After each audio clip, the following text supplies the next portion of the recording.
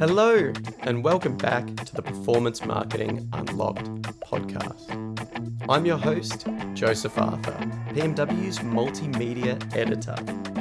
We've got a great episode coming your way today, folks, because we're touching on a topic that we haven't really spoken about previously, that being audio, specifically audio advertising, and specifically audio advertising as a performance marketing channel.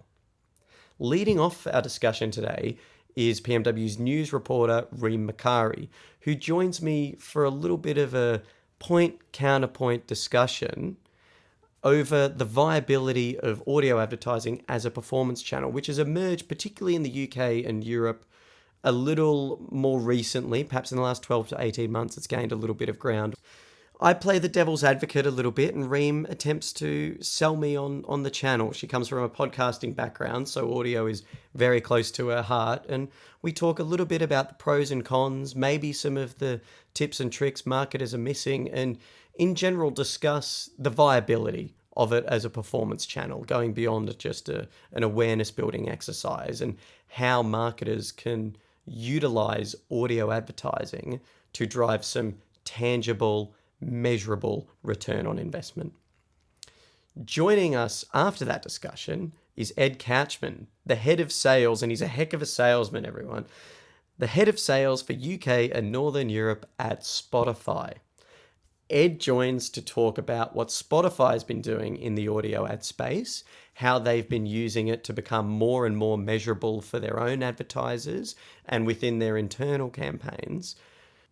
And more broadly, Ed touches on why the US is perhaps ahead of the curve compared to the UK and Europe, why audio ad spend investment is growing ever so slowly and might be getting a little bit neglected in favor of alternative channels like retail media and CTV. And crucially, Ed attempts to sell us all on why podcasts, music videos have become a really important element of broader campaigns that shouldn't otherwise be neglected. The discussion is both interesting and enlightening, and I think even the most skeptical of performance marketers will have their eyes and ears opened a little bit to audio advertising's potential as a performance marketing channel. So as always, sit back, relax, and enjoy this episode of the Performance Marketing Unlocked podcast. Reem Makari, welcome back to the studio. It's exciting to have you on the show as always. Hi Joe, it's great to be back. It's been not super long, a little over an episode I think you missed there, but it's good to get you more consistently appearing on the show as our news reporter. You are across performance marketing, perhaps more so than anyone else really. I have fully invested myself into the performance marketing world now. And I think the past couple of months have been a bit slow in terms of events, but the news has not stopped. You'd think with the holiday season, it would have stopped and people would have calmed down, but I think it's just increased weirdly. Certainly from a news perspective, you've been flat out of late. But that's better to be busy than bored, no? It's nice to have good content to talk about, and I know that today's episode is going to be very exciting because it's something that I'm particularly interested in. Yes, we should say we're going to be talking about audio today, specifically audio advertising, and its emergence as a performance marketing channel. Now, admittedly, I've been a little bit more skeptical on this in the past, but you previously at PodPod, which is another Haymarket-owned brand, you've got podcasting and audio more broadly is a little bit closer to your heart. Is that fair to say? Yeah, I think I might be a bit more biased on this just because of my background and because I spent about a year and a half investing myself into the podcasting world and specifically in the podcast advertising world. That was kind of a bit hard to let go of that when I got into PMW, but so I wanted to bring that with me. And I think I've been trying to convince everyone on the team to really get into audio as a performance channel. Your expertise certainly surpasses that of mine or anyone else on the editorial team, and it seems that it's well-founded because audio slowly but surely is emerging a little bit more as a performance marketing channel. It's always been a good advertising channel, but when it comes to performance, that's where things get a little bit grayer, and we'll delve into that deeper when Ed joins the show in a few moments. But I thought you and I could do a little bit of point, counterpoint. I'll pose a couple questions your way, play a little bit of devil's advocate here and there, and maybe you can try and help sell audio advertising as a performance channel to not only myself, but to some of our listeners. I know a lot of them are based in UK and Europe, so perhaps they're a little bit more dubious like I am. I think I'm going to have a lot of fun trying to convince you that audio works as a performance channel. I mean, I admire anyone who thinks a debate with me will be fun. I'm known to be as stubborn as a mule, but my mind is open and I'm ready to be convinced. So to start, the big question on my mind when it comes to audio advertising is why invest in this channel from a performance perspective instead of alternative channels like retail media, like CTV, like paid social? Why invest in audio ads? I think with audio, what you get is you get that creativity. And I know creativity is not technically something that a lot of people associate with performance. With performance, is more numbers based and more measurement based. So the creativity kind of goes out of the window. But with audio advertising, you get to have a bit more of the brand's voice in there, but you can also do it in a very cost-effective way. So for me, one of the most important things about audio is the fact that you can create an ad that really shows the tone of your brand. You can create some sonic branding to go with it that creates that familiarity and creates that trust with audiences and helps you reach the audiences that don't already know about your brand, but also helps you connect with the ones that are already familiar. And not have to invest that much, because all you really need for an audio ad is a good mic, maybe you might have some actors, or sometimes if you're investing in things like podcast advertising, what you need is some good influencers with a niche audience that you can reach, that are able to convince their listeners to take an interest in your brand.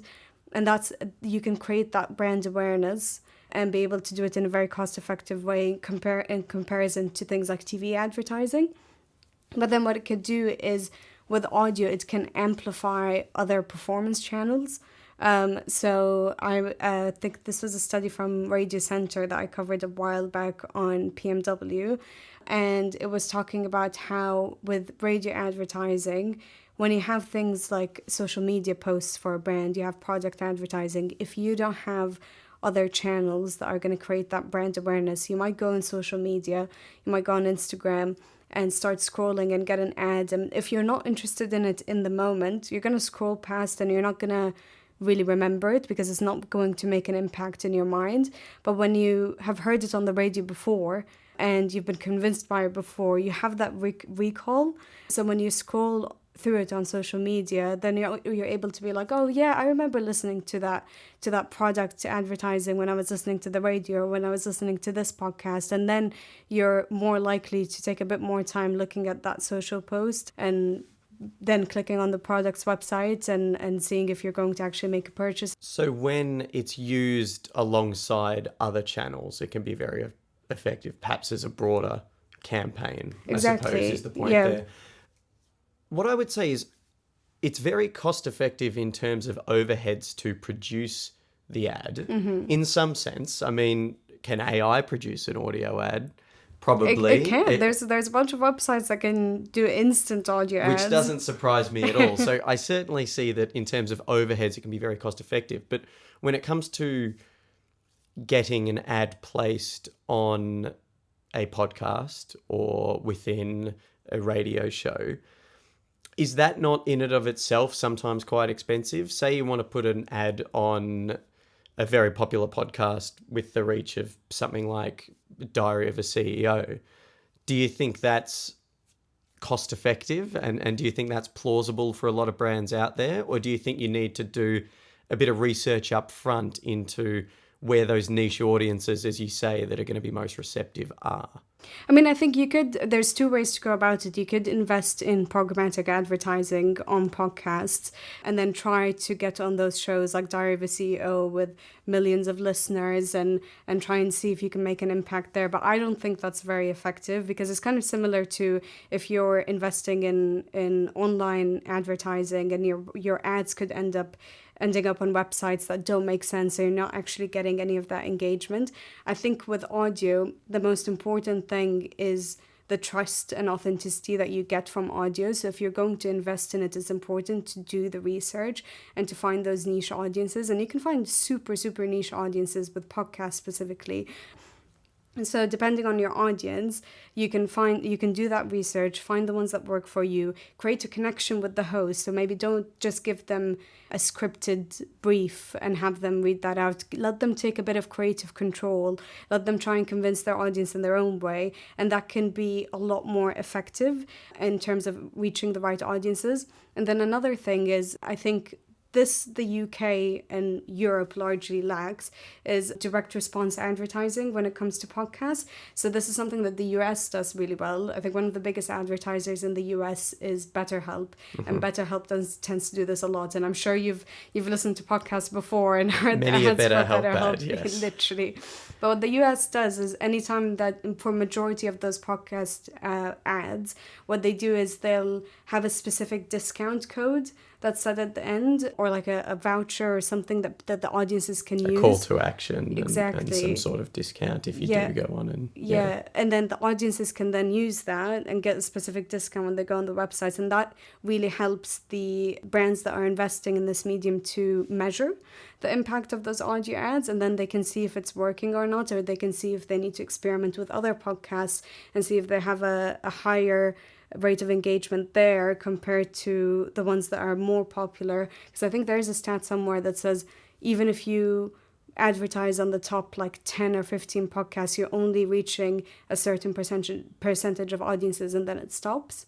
So you have to consider, do you want to reach a big audience and get lower engagement, or do you want to reach a very small niche audience and just get a much higher rate of engagement and more purchase intent? So finding and striking that balance, there might be a little bit of research, a little bit of A/B testing that goes into making sure you're producing the best outcome, I suppose, like all advertising.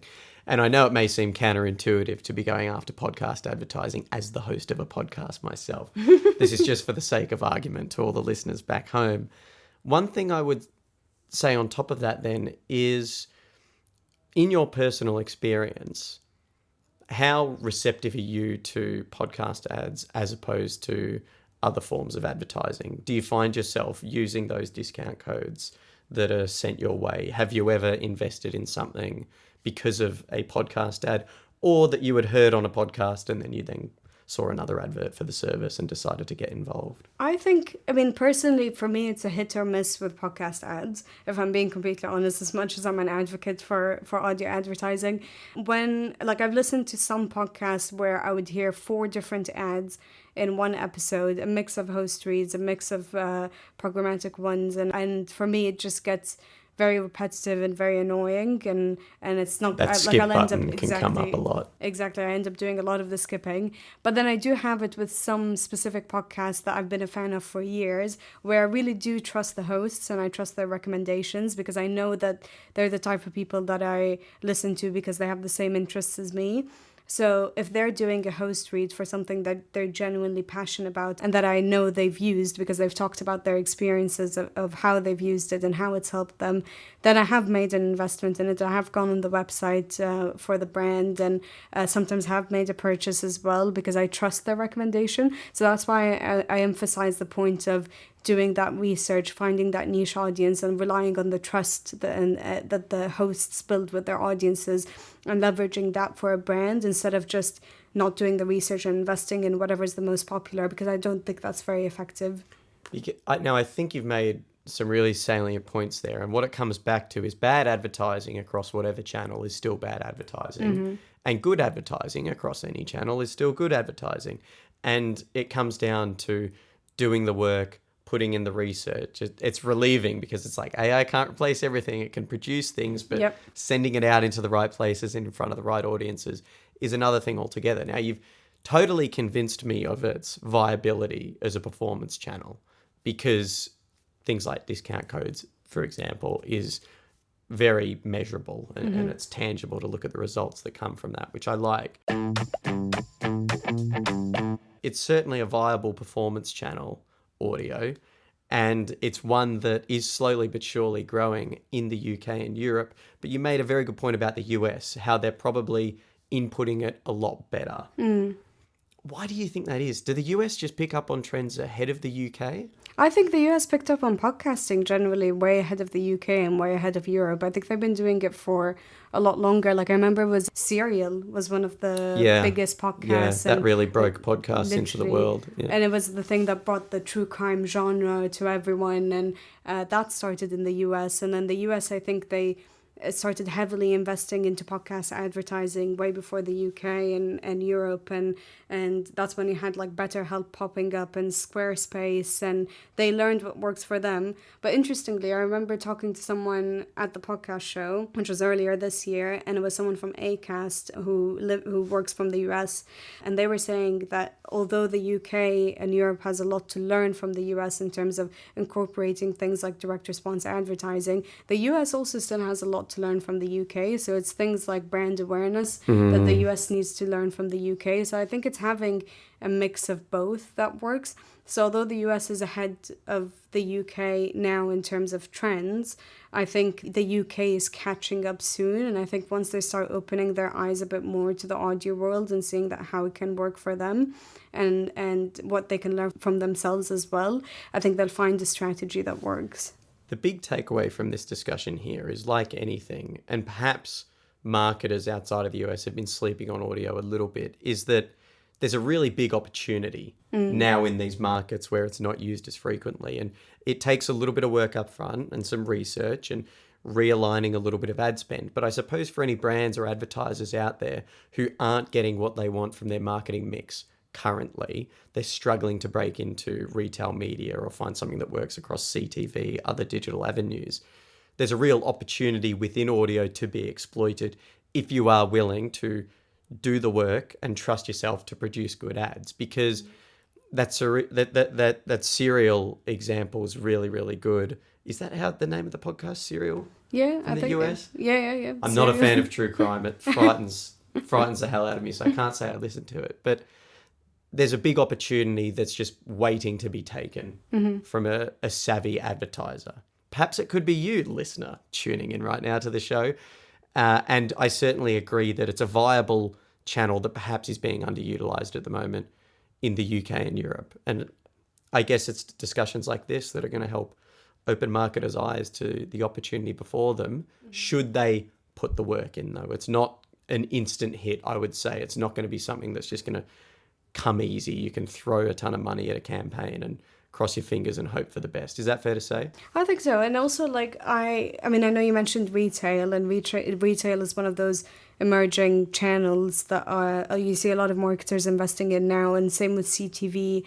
I know audio, they might be pulling back a bit now, but I think it's something they're going to be investing in more in the future. And I think the important thing is to remember is it's not just audio that you need to be investing in, but just it's about experimenting with different channels and seeing what works for you and going out of the box and not being afraid to try new things. That's what's going to make your strategy sustainable in the long run, and also looking at what competitors are doing, because if you just stick to one channel, if you're only performance and you're only doing the traditional things like social and hyperfixating on that, that's not going to be effective in the long run, because all you're doing is reaching this same type of consumers. You're not going above, like, out of the box and reaching all of these other consumers that don't know about your brand, that haven't been introduced to your brand. So you're not building up that consumer base, and you're going to end up reaching a point where you're just at a standstill and you're not seeing any more improvement. When you talk about social in particular, it's the first thing that comes to mind is how quickly advertising in that space across trends in particular in social can become oversaturated very, very quickly.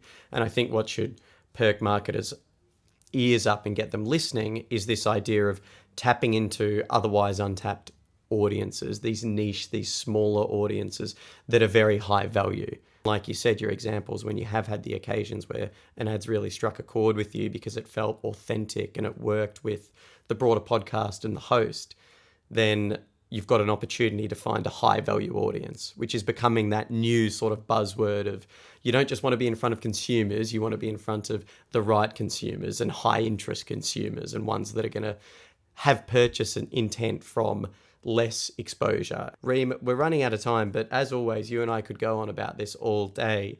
We'll leave the discussion there. Thank you very much for joining me. And to dig a little bit deeper into perhaps how marketers and advertisers who are now sold on audio as a potential channel, how do they get involved? Where do they look to? What are some of the options available to them? We've got Ed Couchman from Spotify. Heard of it? I imagine you have. Coming up next on the show to talk a little bit further about why audio is worthy of your ad spend investment. Reem, thank you very much. Thank you for having me.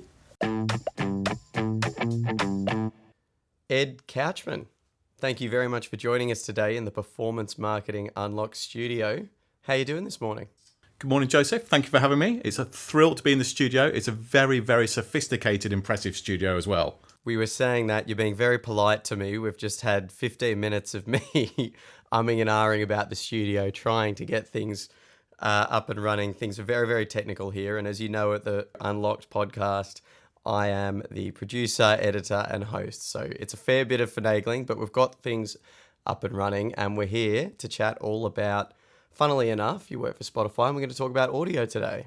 Brilliant stuff. I'm really looking forward to getting stuck in. Now, performance marketing is a very fluid part of the advertising world, and it's constantly changing. Audio has emerged more and more. I'd say in the past 12 to 18 months, it's always been around. It's been around a long time, but specifically as a performance channel, a little bit more recently. Ed, why don't you give us an introduction, I suppose, to audio advertising as a performance channel and why you think it's emerged a little bit more in the last 12 to 18 months? Yeah, sure. I think your reflections are fair, actually, because I think if you look back at audio, it was always seen as a broadcast channel, reaching large amounts of people, so large amount of reach. And traditionally, it was around relatively low-cost production. So ads going out, say, on a Thursday, Friday, driving consumer awareness or consumer action for the weekend. So, go and watch the latest movie, go into a store to get a sale discount or whatever it might be. I think the key difference, though, that we've seen at Spotify over the last couple of years, as you mentioned, is this combination of all the great stuff about audio, but adding the sophistication of digital. I think it's those combinations then that performance advertisers have really been looking to tap into. So let me just unpack that a little bit more. So at Spotify, we talk a lot around how we can sort of shape and define popular culture. And we talk a lot around mood, mindset, and moments. And Spotify gives a window into people's lives around mood, mindset, and moment. If you think about it, and I'm going to assume, Joseph, you're a Spotify user. I am a Spotify user. You've assumed correctly. Yeah. And we think about it as a sort of constant companion throughout your day. So you might get up and listen to some rock ballad in the shower as you're getting ready or making some breakfast. You might be walking the dog. You might listen to a podcast when you are maybe cooking dinner or, cleaning the house. So you've got all these things like give us a window into people's lives. And I think it's that performance marketeers can start tapping into to make sure they're getting their ads out to the right people at the right time and sort of delivering their messages for a sort of action of some sort, which I think is what performance marketing is all about. So I suppose to summarize that, it's adding some of the nuance and specifically the measurement capabilities that come with performance, and it's taking audio advertising beyond building engagement or a call to action. As you said, those examples, you think about drive time radio and the first inception of, go see the latest film coming out at the cinema, go see a comedy show, we've got so-and-so playing tonight, into something that's a little bit more measurable and you can drive outcomes and see a little bit more return on those investments. Yeah, I think that's a very fair point, that essentially performance marketeers are looking for some sort of output or outcome, and they really need to measure the effectiveness and efficiency, and that is all about return on ad sale. And when I talk about the sophistication of digital, one thing that Spotify tried to do is really add that measurement capabilities, both sort of first party. So we launched something called Spotify Advertising Analytics, and that gives any advertiser for free the ability to sort of track and measure the impact of their campaign. But equally, we know for some advertisers it's important to use some third party measurement solutions as well. So we've partnered with a whole bunch of people. Someone might say like Apps Flyer or integrated ad science to make sure that we're sort of giving advertisers the choice about how they want to measure. But effectively, you're right, we're trying to give them the tools, understanding and transparency to see exactly what their advertising is doing and what outcomes it's driving. Have you dabbled in predictive analytics at all? And is that something you see becoming an offering for advertisers out there? Because that's part of the appeal, I suppose, when it comes to audio advertising, specifically on Spotify, is the audience data you have for fans of music artists, for fans of particular podcasts, things like that. Yeah, I think fandom is a really interesting point, actually. We often say about it's just Spotify is essential for fans, and if it's essential for fans, then it's got to be essential for brands. But really what we're trying to do is, you mentioned about this predictive, I think it's fair to say most human beings are kind of creatures of habit, actually. So it's less about predicting the future, it's more about looking at the past to say, actually, we know and understand people. We know that, for example, Daylist is a great new product that we have that really sort of taps into your listening behaviors and tries to create music based on what we think you might like at that specific time of day. So this morning, for example, my Daylist was mindful classical music. So I'm not sure that's been maybe because I was a little bit nervous about coming to the podcast studio, but essentially I tend to listen to some sort of quiet music in the morning as I'm doing some more detailed work. But really it's around knowing that, and advertisers then, brands can tap into those sort of moods and mindsets. So if you're in beast mode at the gym, for example, or the complete inverse of my classical music, you can sort of tap into those moments essentially. And I think that's what the sophistication is. And then we know from speaking to brands and advertisers, that's what they really want to understand, that mood, mindset and moment that their potential customers or their existing customers are in at that point in time. Now, what's interesting to me looking at this a little bit more broadly and from a UK and European perspective, ad spend investment in audio, it's growing slowly, but it's been a little bit stagnant, particularly when you compare it to other growth performance channels. I'm thinking retail media, I'm thinking social media, I'm thinking CTV. Now, why do you think there's been some reticence from advertisers to invest their spend in audio? And why do you think it's been something that hasn't grown quite as rapidly as some of those other channels I mentioned have done? I think you really get to a heart of a pretty important issue, actually, because I think if you look at consumer listening data, so Ofcom released their Media Nations report, I think it's a couple of weeks ago, which is really an insight into the UK consumers' likes, tastes and preferences, or listening and watching habits. And I think that revealed that actually audio in all of its definitions, so from in-car to DAB, etc., is in pretty rude health. So more people are listening to audio than ever before. And at Spotify, we see that. So if you look back at our Q2 earning results, we announced that our total monthly active users is 626 million, growing at about 14%, sorry. So you feel like actually people are still listening to audio in all of its guises on a multitude of devices. But there's this sort of lag then between the attention that consumers are giving to audio and the attention marketeers are giving to audio. So I do think the industry needs to do a better job at selling the benefits of audio more broadly. Talk to me about the US market specifically when it comes to audio advertising, because that is a market that has been investing in audio at a greater scale and for a longer period of time. Why do you think it's jumped off a little bit more in the US as opposed to specifically European markets, where it's having a bit more of a gradual build as opposed to the boom that we've seen in parts of the US? So if you just indulge me for a few minutes and allow me to take a step back and reminisce on a couple of other moments in my career where I've seen a similar pattern. So back in 2007, 2008, I actually worked at a broadcaster called Channel 4, and they were the first broadcaster to launch a video on demand product, 4OD as it was called back in the day. And then again in 2012, when I worked at Facebook, really focused on mobile advertising for the first time. And then in my later years at Facebook, we launched ephemeral content stories, so ads that disappear.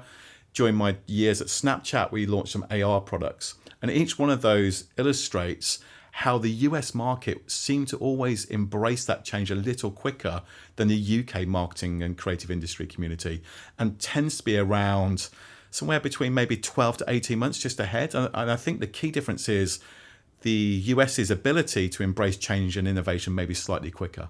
I'm not really sure why that is, but it seems to happen time and time again. And I think we're just seeing it again, that actually there's this underappreciation of audio and the power and potential of audio. And I think that's what we need to try and do, is close that gap between where consumers are spending their time. So, for example, 1 in 5 Brits are listening to a podcast every week, and really tell that story about why advertisers need to be involved in audio. Because it really is having this sort of transformational moment, I believe. Now, that's really interesting, that point, because it comes back to what you said at the top of the show about when you're looking at trends, people are creatures of habit, and you analyze previous data to get insights into what might happen in the future. And the US, just for whatever reason, seems to consistently be ahead of new marketing trends, where the UK and the Europeans perhaps take a little bit more time to win over. So you work in sales. Why don't you try and win some of those reticent marketers who might be listening to the show over? What are the benefits to audio advertising when you're looking at it as an alternative or as something that should be taking a little bit more of the ad spend share, as opposed to other channels, CTV, retail media, digital, out of home, whatever ones you may have? Why should audio be getting more attention than it is? What are the benefits it has that those other channels don't? That's a brilliant question. But I'm not going to lie, I'm feeling some pressure now on behalf of the audio industry. So I feel like I'm going to have to really try and nail this. So I go back to mention this point around the original magic of audio. So a broadcast medium is very intimate. It has the ability with relatively low creative boundaries, i.e. that if you want to create an ad that sort of brought to life a tropical paradise island, you can do that pretty easily in a studio without flying to an island to shoot that for an audiovisual experience. So broad reach combined with low production costs, so you can create multiple assets. Then I think, as I mentioned previously, you can layer on all the sophistication of digital advertising, so discrete targeting, outcomes, and all that measurability.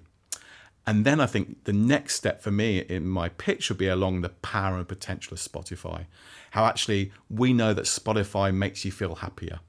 So around 15% of people, once they leave Spotify, say they feel happier when then they first start listening to Spotify. We think that happiness then also has a sort of benefit for advertisers. And we know then that actually people on Spotify give ads about twice the amount of attention they give to social media feeds. So we have a happy environment, we have premium content that people really love, and that's given attention. And I think that then becomes a really potent mix that advertisers should really get on board and really harness that to deliver marketing objectives right through the funnel, as you mentioned, around awareness, consideration, and then down to sort of purchase, essentially. Yeah, so it's moving, I guess, from up the funnel to down the funnel to just the full funnel metric now. We talk a lot about things going from lower funnel practice more to upper funnel, but I guess audio's slightly operating in the inverse there. Ed, can you think of any examples or case studies that you can speak to where you've had a brand or an advertiser jump in on Spotify's platform for the first time, invest in some audio advertising, and they were happy with the outcomes? I think one of my, I was going to say all-time favourite, but I don't want to predict the future. So one of my current favourites was a really brilliant campaign from PepsiCo and their energy drink, which is called Rockstar. And that's all about obviously giving people energy, but all about trying to have this brand proposition around pressing play on life. So giving you the energy for life. And we had this fantastic, unique digital experience, which was the first of its kind, but essentially it's a live concert in a digital experience on the app. We then also partnered with some out-of-home executions to sort of amplify and create some fame around that work. But it's essentially running across 4 or 5 different markets across Europe with unique musical content that really was, so it's Storms in the UK. Mm-hmm. So, and each market had their equivalent of Storms, so a really locally relevant artist. We then cut and dice some of that content to replay to people that listened, to other Stormzy fans. We had a re-engagement piece. And then what we saw was some fantastic results right across from brand awareness, Rockstar's association with music, and then finally purchase intent. So we saw some double-digit growth around, so brand awareness increased by 25%, and then importantly, purchase intent actually increased by 32% for those people that are tuned into the concert or seen some of the clips following the concert.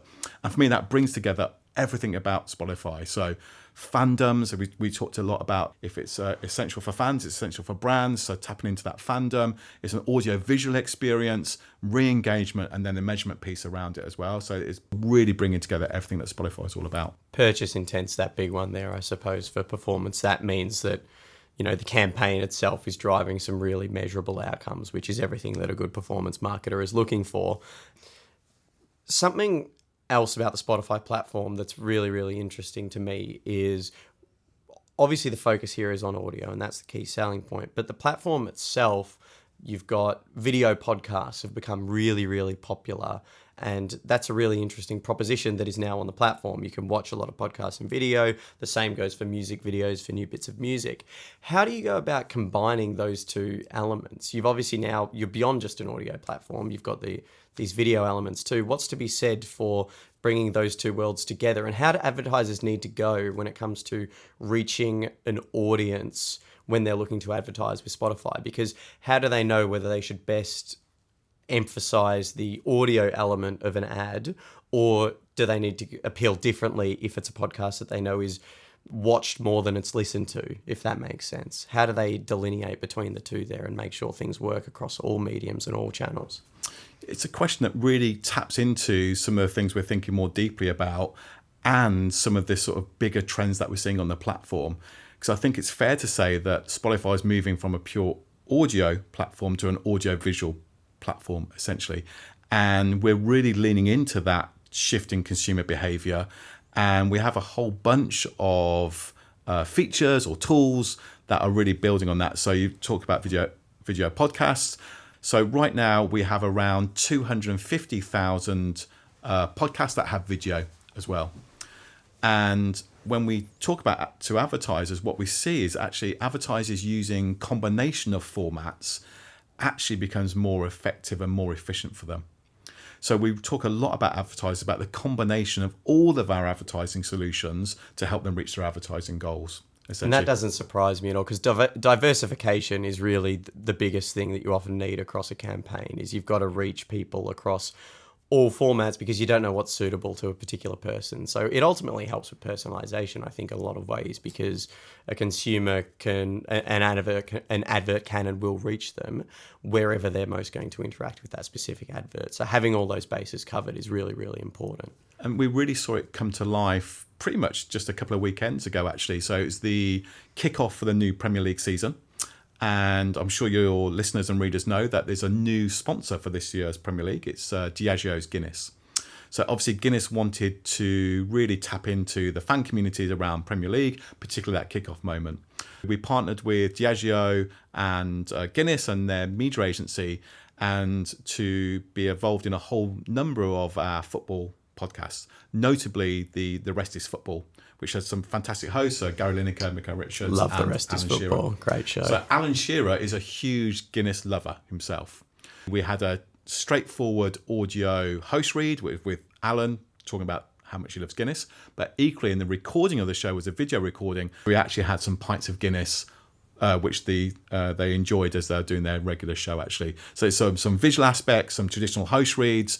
We also ran standard audio ads, and again, layering on these different formats to really build awareness and get results.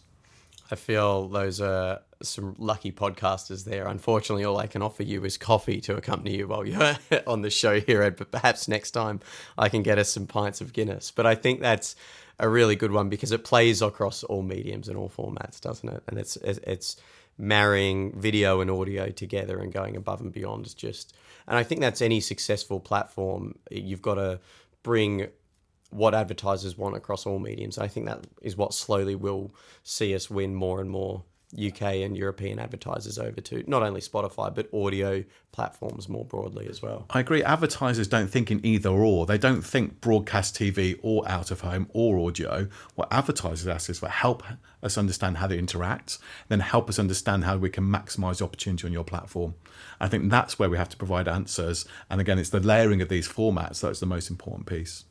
I wanted to ask you quickly about something that is quite an interesting sort of innovation on the audio advertising front, and that's sonic branding. If you're familiar with this, you've got smart speakers and Alexas specifically, and you can have what's known as actionable audio ads. So this would be obviously if Spotify was trying to put adverts for its own platform out there somehow, but it's certainly an interesting innovation in the audio advertising space. Can you speak to the popularity for this among advertisers and why actionable audio ads might work well with consumers? Because that's an element of the audio advertising space that's been doing quite well in the UK and Europe. It's these, hey, Alexa, tell me more about this specific advert I've seen. Yeah, so I think in that illustration, it's voice activated essentially. If I took a step back, then you're right, we are seeing advertisers wanting to build elements of interactivity into their advertising experiences. Interestingly, we also see consumers wanting a more interactive experience. And I do believe advertisers are looking to tap into that. One illustration that we have is what we've launched relatively recently is called call to action cards. They're a visual based prompt on screen. So the audio ad could be playing, for example, and then on screen on the app, you have a call to action that sort of illustrates the particular price offer or the product, but really encouraging people to click and then go and take an action or find out more. And that's our first sort of attempt at sort of building in this interactivity for advertising experiences. When we talk about consumers wanting interactivity from their experiences, advertising or otherwise, I would be remiss if I had you on the show and didn't ask you about Spotify Wrapped, which is one of the most brilliant branding campaigns I've seen in a long time. And it's one that I know Apple Music, a competitor, has sort of directly manufactured their own version of it. As a brand, that can only be really the biggest compliment as far as Spotify would be concerned. Now, Spotify Wrapped, I want to know a little bit about the data. Now, I don't know if you have this offhand, top of mind here, but my personal experience with Spotify and among my circles and friends, every time of year Spotify Wrap comes out, it's interesting. Everyone's sharing it across social media, so it brings in that brilliant performance element of sharing it across social media. But I just want to talk a little bit about the inception of Spotify Wrapped and what that has meant for the brand since it was first introduced a few years back, because I think that's really become a calling card of Spotify's. And although not specific audio advertising, I think it's just a really terrific example of advertising that the brand's embraced. How much fun has that been to be a part of and involved with? So it's generally a magical moment, isn't it? On the day that rap drops, like how much it dominates the sort of cultural conversation with your friends. You know, so can be a bit of naming and shaming. My lover Stacey Kent, the jazz singer, actually was ridiculed in my friendship circle. Nowhere to hide, I'll tell you that. There's nowhere to hide. Some of my podcast listening was also a little bit ridiculed at times as well. And it generally feels like the whole of the UK country, arguably the world, sort of pauses to talk about their Spotify listening moments, actually, which I think is generally a real magical moment, essentially. Last year, actually, interestingly, we had a brilliant commercial partner, which we have for a couple of years, which was Samsung. And for the first time in the UK, we actually had Rap Live.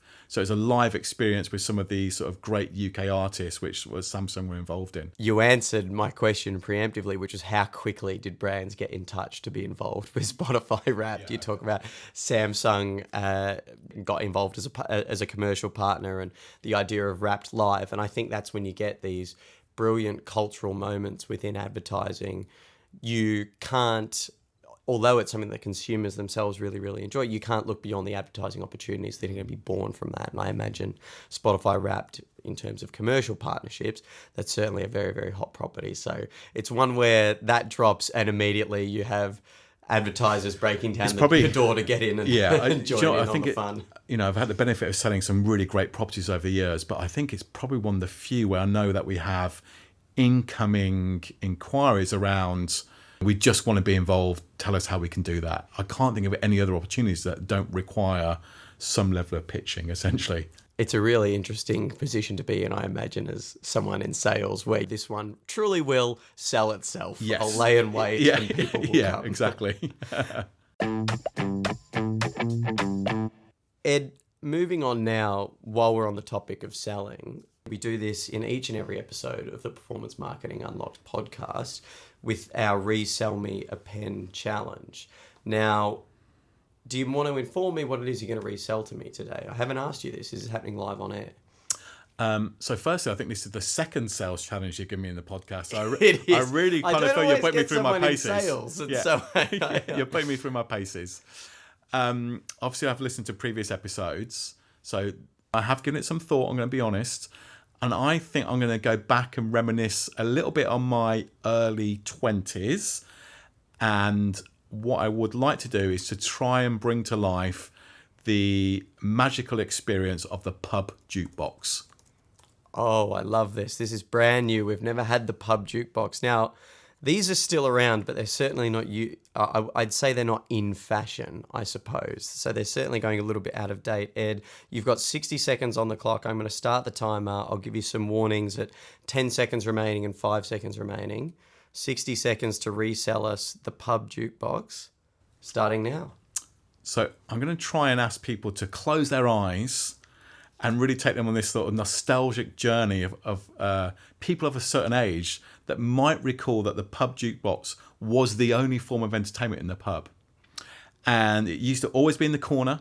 It could be one of those grand sort of Wurlitzers, those sort of 1960s, 70s with the lights. But essentially, it's the thrill of using those little arrow buttons to flick through albums, so complete long play, full versions. You used to put your 50p in the slot, and that gave you a selection of 3 songs. And I'm going to argue that maybe it was the very first playlist that you were creating with your 50p, your little mini playlist of your 3 tracks. Not only that, you never ever saw just one person at a jukebox. You actually gathered a crowd. So you have these wonderful sort of social interactions, and then people will be adding their choices. So you had like a jam session, right? So you had the first playlist and the first jam session to create this wonderful social experience of setting the ambience in the pub. Ed, I love it. The first playlist, you've given it a good call line there. You've summed up the jam session well in that I know with my experiences with friends with listening to music, shared playlists have become a real cultural phenomenon, both in my world and more broadly beyond. The pub jukebox is the first one. I think you've struck a chord there with a lot of our listeners. I hope they had their eyes shut and they really went on that nostalgic journey back with you. Was that a big part of your 20s and growing up through your early tours through the pub, Ed? I definitely remember making pub selections about where you might meet based on whether the jukebox was good or not. Absolutely remember that, yeah. So a big shout out to the Nelson in Wimbledon, which used to have a fantastic pub jukebox. Shout out to the Nelson in Wimbledon. Do you have a favourite that you used to put on? I'm already feeling embarrassed at that question. My musically influential years were early 90s guitar bands. And so I'm going to leave it there, actually, because I'm without oversharing. Amazing. We'll wait with bated breath for your Spotify wrap this year, which I'd encourage you to share across your socials so we can all enjoy and get It's not going to be Stacey Kent again this year. You heard it here first, folks. Ed Couchman, thank you very much for joining us this week on the Performance Marketing Unlocked podcast. It's been a pleasure having you in the studio. Brilliant. Thank you, Joseph. It's been wonderful to be here.